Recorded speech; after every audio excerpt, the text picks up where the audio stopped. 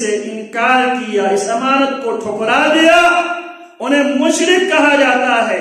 اللہ فرماتے ہیں لِيُعَذِّبَ اللَّهُ الْمُنَافِقِينَ وَالْمُنَافِقَاتِ، تاکہ اللہ عذاب دے منافق مردوں کو بھی منافق عورتوں کو بھی، وَالْمُشْرِكِينَ وَالْمُشْرِكَاتِ، مشرک مردوں کو بھی اللہ سزا دے، مشرک عورتوں کو بھی اللہ سزا دے۔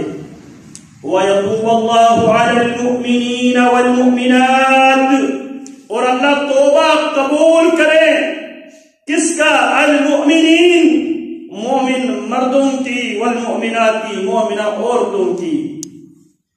جو مومن مرد ہیں، مومن عورت ہیں، اس امانت کی پاسداری کی مقدور پر کوشش تو کرتے ہیں، لیکن انسان ہونے کے ناطے ان سے غلطیاں بھی ہوتی ہیں، ان سے لغزشیں بھی ہوتی ہیں، خطائیں بھی ہوتی ہیں، ان سے گناہ بھی سرزد ہوتا ہے۔ وَيَتُوبَ اللَّهُ عَلَى الْمُؤْمِنِينَ وَالْمُؤْمِنَاتِ، تاکہ اللہ توبہ قبول فرمائے۔ ایمان تو رکھتے ہیں نا، ایمان رکھتے ہیں، لیکن انسان ہونے کے ناطے ان سے جو غلطیاں سرزد ہوتی ہے، جو کوتاہی اور غفلت اور سستی ہو جاتی ہے، یتوب اللہ، تاکہ اللہ توبہ قبول کر لے۔ کن کو؟ کن کی توبہ قبول کر لے؟ المؤمنین والمؤمنات، اللہ پر ایمان رکھنے والے، اللہ کی اطاعت کرنے والے، رسول اللہ کی اطاعت کرنے والے، قول سدید کہنے والے، حق اور سچ کے ساتھ دینے والے۔ مومن مردوں سے اگر غلطی ہو جائے، مومنہ عورتوں سے اگر غلطی ہو جائے، وَيَتُوبَ اللَّهُ، اللہ توبہ قبول کرے۔ المؤمنین، علی المؤمنین، مومن مردوں سے، والمؤمنات، مومنہ عورتوں سے۔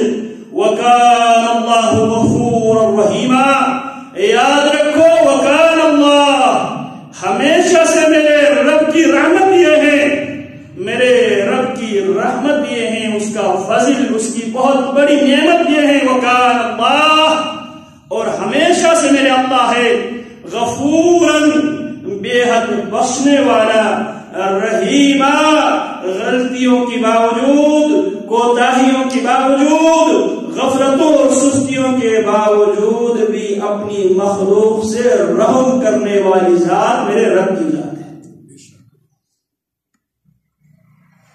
تو قرآن مجید فرقان حمید کی سورۃ الاحزاب کی آخری آیات ہیں، جس میں اللہ رب العالمین آغاز کرتے ہیں، یا ایھا الذین آمنوا اتقوا اللہ، ایمان کے دعوے دارو، اگر تم اپنے دعوے میں سچے اور پکے ہو، کھڑے اور سچے ہو، اتقوا اللہ، ہر معاملے میں اللہ سے ڈرتے رہو، بولتے ہوئے، دیکھتے ہوئے، سنتے ہوئے، لکھتے ہوئے، چلتے ہوئے، فیصلہ کرتے ہوئے، معاملات طے کرتے ہوئے، لین دین کرتے ہوئے، خریدتے ہوئے، فروخت کرتے ہوئے، لڑائی کرتے ہوئے، خوشی مناتے ہوئے، ہر معاملے میں اگر تم ایمان کے دعوے میں سچے ہو تو اللہ کا ڈر اور خوف دل میں رکھ کر یہ معاملات طے کیا کرو۔ وَقُولُوا قَوْلًا سَدِيدًا، دنیائی معاملات میں جب بھی بات کرنے کی نوبت آ جائے، جب بھی بات کرنے کی نوبت آ جائے، سچی کھری خیر کی بات کیا کرو۔ سچی بات کرنے کی وجہ سے، کھری بات کرنے کی وجہ سے وقتی طور پر تم پر آزمائش آئے گی، مصیبت آئے گی، امتحان آئے گا، لیکن یصلح لکم اعمالکم، اس سچ کی برکت سے جو بگاڑ، جو خرابی آئی ہے، اس برکت سے اللہ اس خرابی کو دور کر دے گا۔ وَيَغْفِرْ لَكُمْ ذُنُوبَكُمْ، اور تم نے غلطی کی ہے، اس سچ کی برکت سے اللہ خرابی کو بھی درست کرے گا، اور اللہ رب العالمین تمہاری غلطیوں کو بھی اللہ معاف فرمائے گا۔ وَمَن يُطِعِ اللَّهَ وَرَسُولَهُ، جو زندگی پیدائش سے لے کر موت تک جو اللہ کی اطاعت کو لازمی اختیار کرے گا، اس کو کمپلسری مانے گا، وَرَسُولَهُ، اور رسول کی اطاعت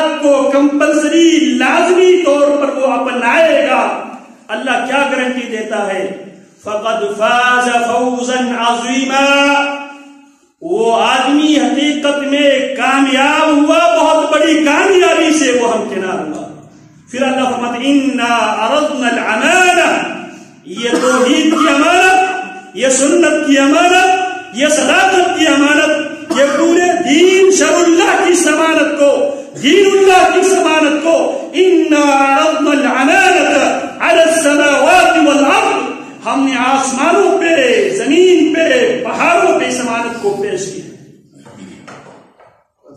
یاد رکھیے جتنی مخلوق ہے، مخلوقوں کے جو امور دو قسم کی ہے، ایک کو کونی کہا جاتا ہے، ایک امور کونی، انما امره اذا اراد شيئا ان يقول له كن فيكون، فسبحان الله بيده ملكوت كل شيء واليه ترجعون۔